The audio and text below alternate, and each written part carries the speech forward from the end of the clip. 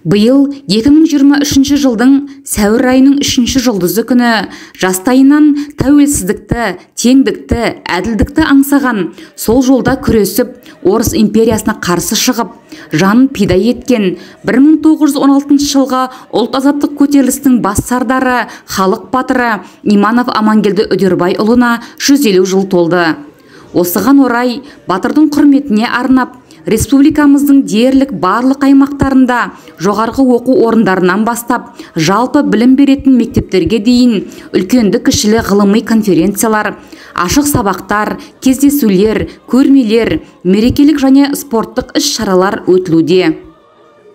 16 жылғы ұлт азаттық көтерілістің басты куәгері тарихи қала Қостанай қаласында Қостанай мемлекеттік университетінде 1916 жылға ұлт азаттық көтеріліс айтылмай келген ақиқат тақырыбында республикалық ғылыми тәжірибелік конференция болып өтті. Конференцияға еліміздің бас қаласы Астанадан, Алматы, Семей, Шымкент, Түркістан, Ақтөбе, Жезқазған қалаларынан ғылыми қызметкерлер, зерттеушілер, тарихшылар, әдебиетшілер қатысып, көтеріліс жайындағы өз ойларын ортаға салып, көкейкесті мәселелерді тілге тиек етті.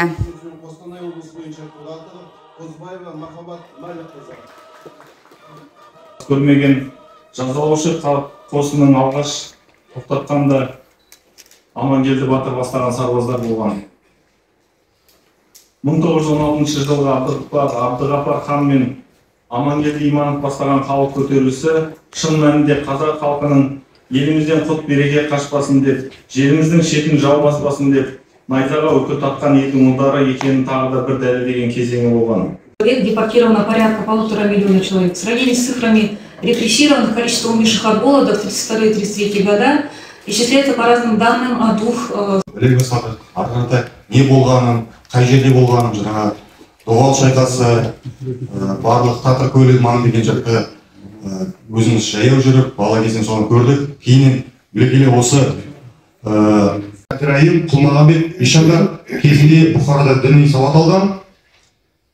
Ұлытау Торғай өңіріне ақтан шыққан діндар ғұлама кісілер. Амангелді бейнесі көп жазылды. Тарихшылар, өнер, мәдениет қайраткерлері, жазушылар мен ақындар батырдың бейнесін сомдауға тырысты.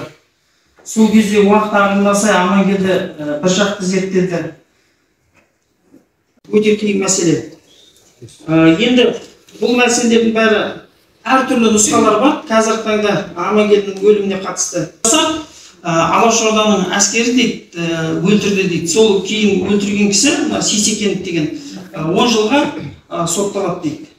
Сондай дерек келтіреді. Енді кеңесін айыптаушылар Тоқболат Қала, Тишбаев Өтеғұл, Жүсіпбаев Торғай 18 жылғы Азамат соғысы жылында Алашорда көсемінің бірі Мүсірәпті Дулаты басшылық жасаған Алашын отрядында болған. Амангелді мен Әбдіғапар Жанбосыновтың әскеріне қарсы соғысқан, Амангелді Имановты тұтқынға алғанын және Амангелдіні атуға қатысқанын жазды. Олардың Қызыл армияның жеңісінен кейін де әшкерелім деген көрсеткен прокурор осыған орай қосымша жауап алуға тиісті бірнеше адамның есімін атапты. Ал маусым айында сол кезде Амангелді ауданында НКВД бастығы болған Арыстанбеков, сол бізде Қостанайда мына жастар көшесін өзгерткен генерал Арыстанбеков, талай жауапкер болған адам. Сол қаулыда Тасболаттың Амангелдіні атуға қатысқаны, ал 30 жылдан бастап ауылды кеңес төрағасы қызметін атқарғаны, байлармен байланыс орнатқаны, оның жағаланбауына сол кездегі Амангелді ВКП аудандық партия комитетінің бұрынғы хатшысы Измаилов деген кісінің кінәлі екенін айтты. Амангелді ауданында халық соты болып қызмет еткен Садық Дақтар, сол ауданда сауда бөлімінде жұмыс жасаған Шындай Оразбай, бай саудагер болып есептелген Қапан Шапақов, мемлекеттік банктың бастығы Нағашбай Жүсіпов, аудан тұрғындары Сыздық Қайыров, Досмағамбет Оразалин секілді азаматтарды 58 статья бойынша айыпталып, Қостанай түрмесіне жіберу туралы шешім қабылданған.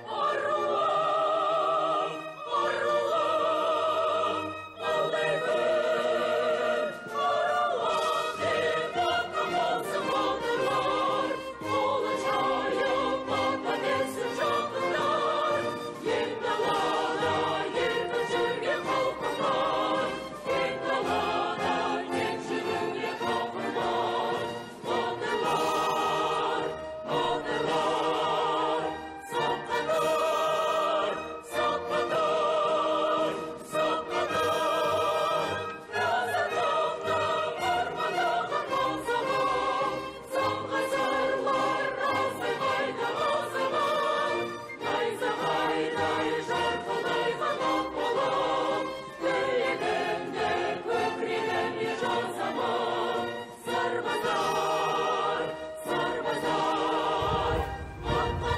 Thank you.